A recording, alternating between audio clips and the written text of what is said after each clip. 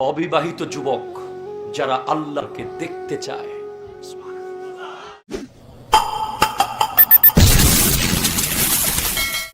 সবচেয়ে দামি নেয়ামত হলো আল্লাহর দিদার। এবং নবীজি, জোরে বলেন, যদি আল্লাহকে দেখতে চান, নবীজিকে দেখতে চান, যদি আসলেই আল্লাহর প্রেমিক হয়েছেন আপনি, আজকে দেখি আমার অবিবাহিত যুবক ভাইয়েরা শপথ করেন, হাত তুলেন যে আজকে থেকে কোনো অবৈধ সম্পর্ক আপনার জীবনে থাকবে না। সাহস থাকলে তো নারে তাকবীর।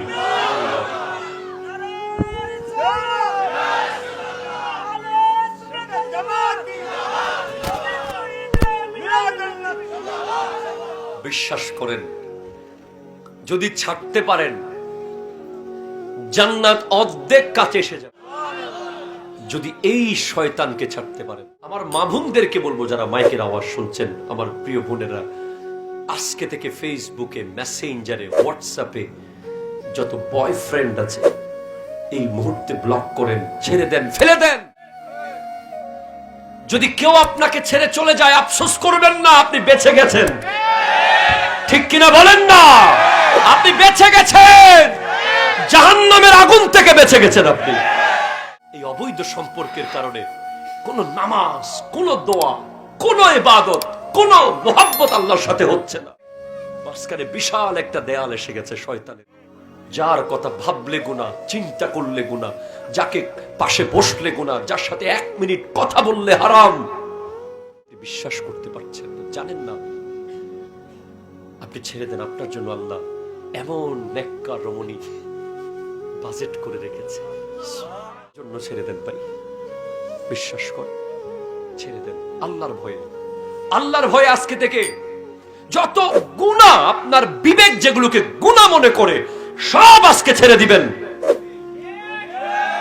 কারণ কেউ দেখুক আর না দেখুক, কে দেখে?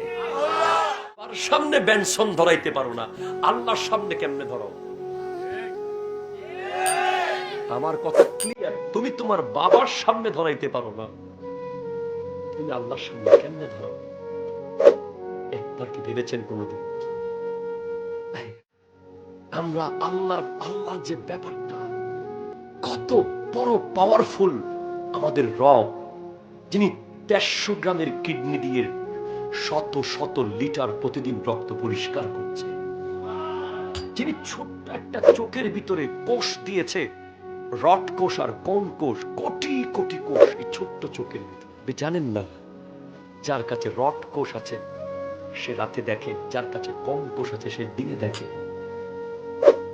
এই ছোট্ট একটা চোখ, যে লেন্স ক্যানন বানাতে পারে নাই, যে লেন্স নিকন বানাতে পারে নাই, সোনি বানাতে পারে নাই, যে লেন্স আমার আল্লাহ বানিয়ে দিয়েছে। আপনি চোখ খুললেই সাথে সাথে আকাশের চাঁদ দেখতে পান।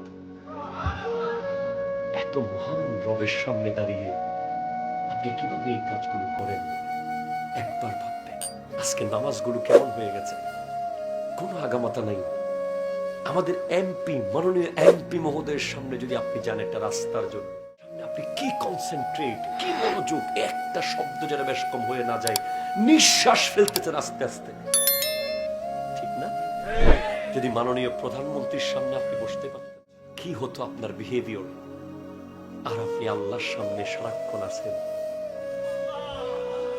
কিভাবে করেন? কিভাবে মোবাইলে অশ্লীল দৃশ্য দেখেন? কিভাবে?